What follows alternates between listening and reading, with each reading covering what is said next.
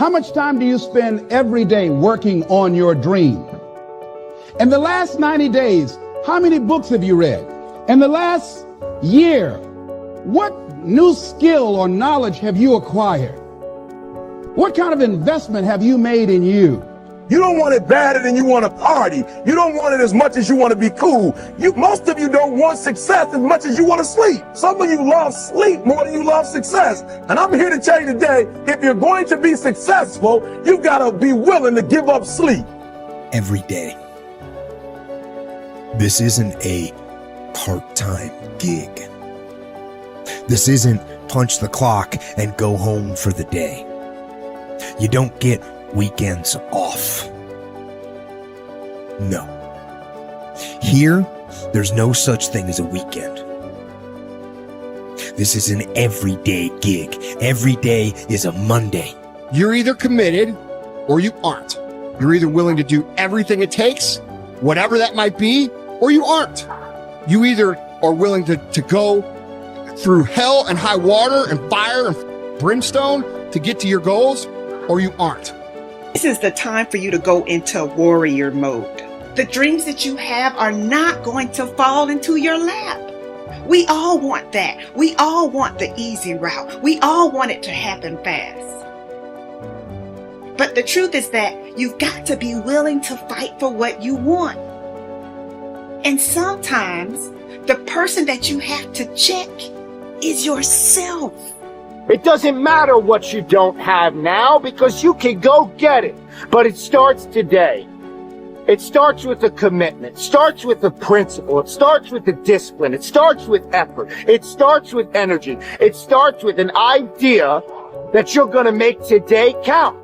Develop yourself, weaponize yourself, teach yourself to be so good at something that is necessary to serve in the area of your dream that now you're never even thinking about your comfort zone. Whatever you resist persists, but if you ask the right question, not why is this happening, but what is this here to teach me? What is this here to teach me? It puts you in the place and space to get the lesson you need. The things that you went through getting there give you the tenacity to stay there. The fight is your friend.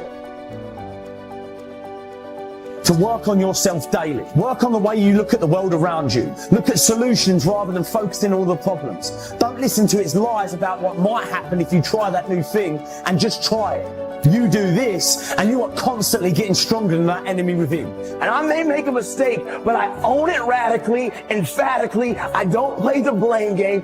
If I was wrong, I claim it and I move forward. The starting point of goal setting is for you to realize that you have virtually unlimited potential to be, have, or do anything you really want in life if you simply want it badly enough and are willing to work long enough and hard enough to achieve it. The second part of goal setting is for you to accept complete responsibility for your life and for everything that happens to you with no blaming and no excuses. With these two concepts clearly in mind, that you have unlimited potential and that you are completely responsible, you are now ready to move to the next step, which is to begin designing your ideal future. You are responsible for financial strategy, for deciding exactly how much of your services you want to sell, how much you want to earn, how rapidly you want to earn your income year by year, how much you want to save and invest, and how much you want to be worth when you retire. These numbers are entirely up to you. You are responsible. You are responsible for your people's strategy and your relationships, both at home and at work. One piece of advice I give my students is to choose your boss with care. Your choice of a boss is going to have a major impact on how much you earn, how fast you get ahead, and how happy you will be at your job. By the same token, your choice of a mate and friends will have as much or more to do with your success and happiness than any other decisions you make.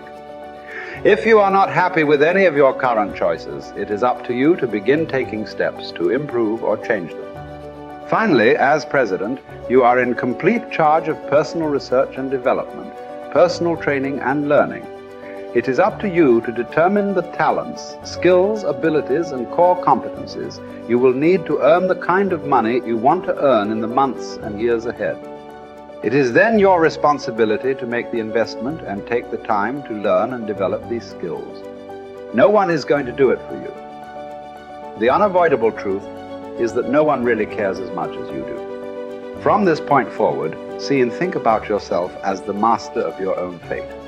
See yourself as completely in charge of your own life. See yourself as the president of your own personal services corporation. See yourself as a powerful person, completely self-determined and self-directed. Refuse to whine and complain about things that happened in the past, which cannot be changed. Instead, orient yourself toward the future and think of what you want and where you are going. Above all, think about your goals. The very act of thinking about your goals makes you positive and purposeful again. And if you decide today to go for the apple instead of the Hershey bar, I'm telling you, you have begun the process of turning your life around. And if you keep up that process, not only with your health habits, but with your money habits and with your communication habits, with your sales habits, management habits, and every other habit that you've got, if you'll start that process, eliminate the errors and replace it with disciplines practiced, I'm telling you, you can start this process of life change immediately. After today, you don't ever have to be the same again. Only by choice. You don't have to walk out of here the same as you walked in today. Only by choice. You can start a whole new process. And you say, well, Mr. Owen, is it that simple? Yes, it's that simple. Where else would you start but with an apple? You don't have to start with something staggering, and everybody has it within their power. What was so happy for me to find out at age 25, Mr. Shove said, Mr. Owen, you don't have to change countries. But you do have to change philosophy. And if you'll change philosophy, not country, you can turn around your income, you can turn around your bank account, you can turn around your skills, you can become capable, powerful, sophisticated, healthy, influential, all the other equities that you could possibly want out of your life, using the only stuff there is and not trying to change any of this stuff. Appreciate all of this stuff with all of its ups and downs, with all of its mystery of why it works and sometimes it doesn't work. Don't challenge this. You don't have to ask for another planet. You don't have to ask for another country. Just ask for another book. Ask for another seminar. Ask for another idea. And you can start this whole process of personal life change. You want to stand out from everyone else. You want to do something more than other people think is possible. You literally want to stand outside the norm. And if that's the case for you, then understand that, as Albert Einstein said, only one who devotes himself to a cause with his whole strength and soul can be a true master. For this reason, mastery demands all of a person. If you want to get great, if you really want to make a skill set your own, if you want to be able to do something, and at the end of the day, if you want to transform the world, if you want to make grand changes, if you want to do all of that all the empty words that people spout all the time, let me tell you, the only thing that's going to separate you from all the other blowhards who are just talking words and will never do anything is to give yourself over completely, to let that obsession, let that thing that you love completely consume you. And in that, your only chance to really become great lies. You know, if you want to have a fully charged life, you have to start looking forward to things again. You have to get excited about tomorrow again. You have to see your life developing again. You have to set yourself on the path where you're step by step progressing every single day, so you know tomorrow's going to be better than it was today. That you know tomorrow you're going to become more of who you know you can become. That you know tomorrow by your simple choices, by your simple sets of disciplines and habits, that you're going to evolve into your highest self. And that is the path of the charged life.